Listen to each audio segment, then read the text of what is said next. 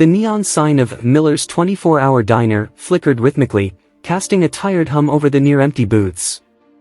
It was 2 a.m. on a rain-slicked Tuesday, the kind of hour where the world feels abandoned by everyone except the lonely and the broken. Maya, a 24-year-old with weary eyes and a permanent burn scar on her wrist from a kitchen accident years ago, moved like a ghost between the tables. She was working a double shift to pay for her younger brother's insulin, her feet throbbing in cheap sneakers.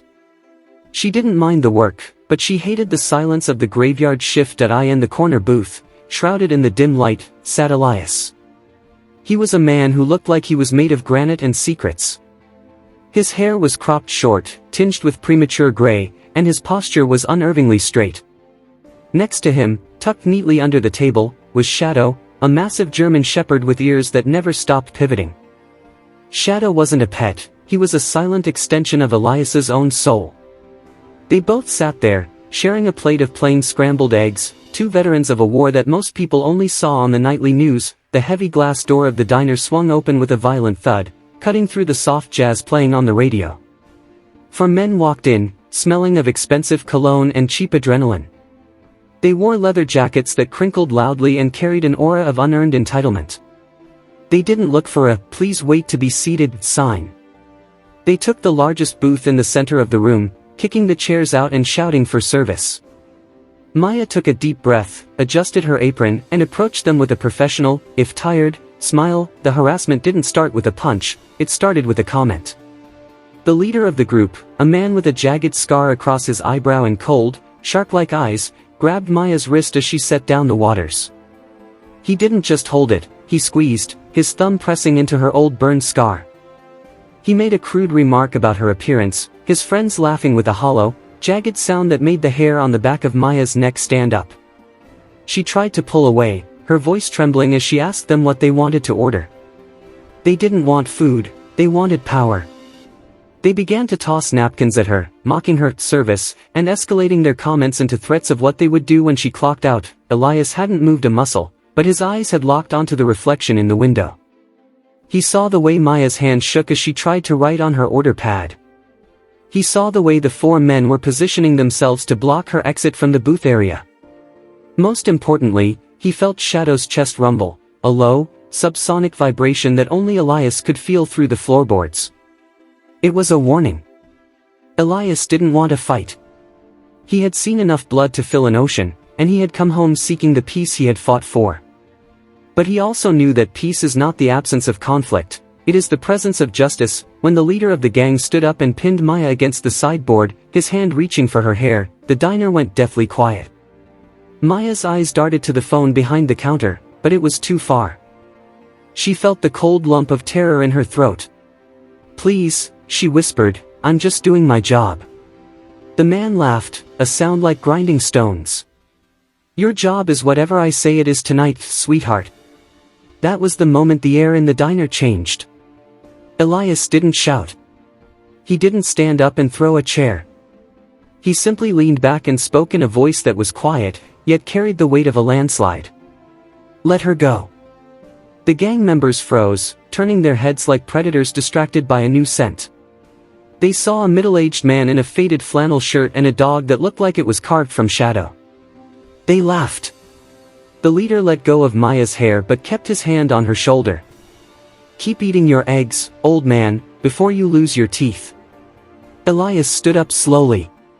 It wasn't the movement of a man looking for a brawl, it was the calculated unfolding of a weapon.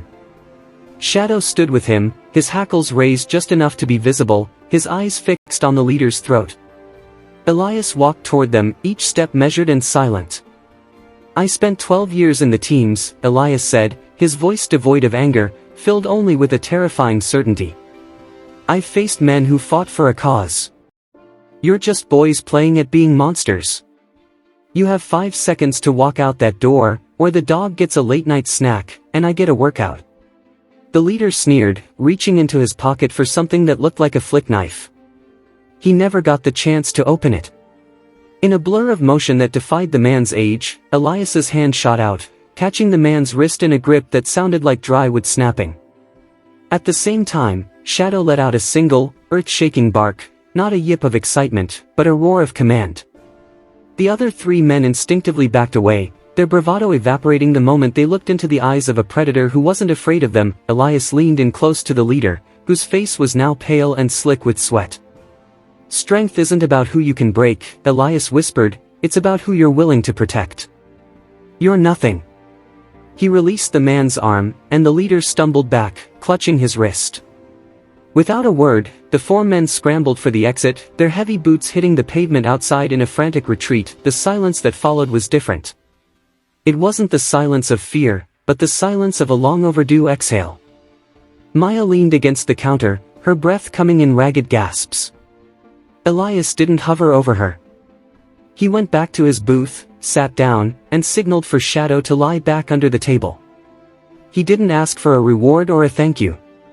He just picked up his fork. Maya walked over 10 minutes later, her hands still shaking, but her eyes bright with a new kind of light. She set a fresh pot of coffee on the table and a slice of the diner's best cherry pie. "Why?" she asked simply. Elias looked up, and for the first time, Maya saw the deep pain and the incredible resilience in his eyes. "Because for a long time, I was paid to destroy things," he said softly. "Now, I've realized that the only thing worth doing in this life is standing up for the people who are just trying to get through the night. You're a warrior too, Maya. You're fighting for your family. Don't ever let people like that make you feel small." As the sun began to peek over the horizon, painting the sky in bruises of purple and gold, Elias and Shadow walked out of the diner. Maya watched them go from the window. She felt a shift in her soul, a realization that she wasn't alone, and that there are people in the world who carry the weight of the darkness so that others can live in the light.